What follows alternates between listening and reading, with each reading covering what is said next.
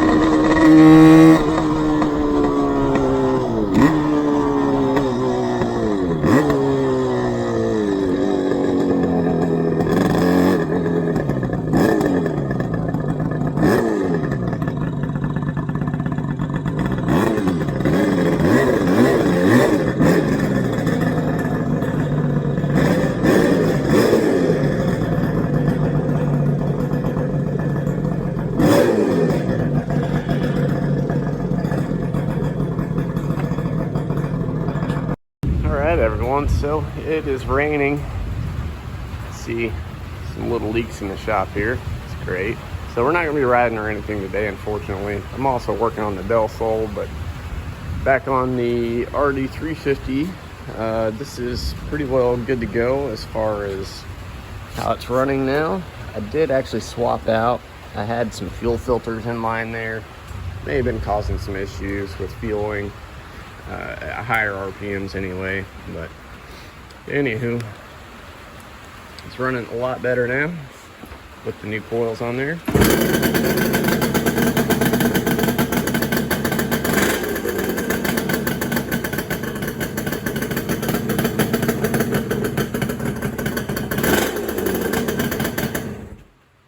So this thing is good to go now. I'm going to be waiting on the new coils to come in for this thing, and yeah, once those come in, then I'll throw this back together, put the tank back on it. I'm probably actually gonna clean that tank out again. I need to get some white vinegar, fill that tank up, and get a real good cleaning on it, because there is some gunk in there and it's not flowing 100%. I mean, it's not super bad in this tank in comparison to some of the other ones I've dealt with in the past, but oh, actually I take that back. There is quite a bit of rusty stuff there. So yeah, I need to really soak this thing in some white vinegar, get it super clean, get all those little rust particulates out of there. But that's gonna do it for the video on the RD350. I appreciate you guys watching. If you liked the video, please hit the thumbs up. That helps me out a lot. If you have any questions, comments, or concerns, leave those down below.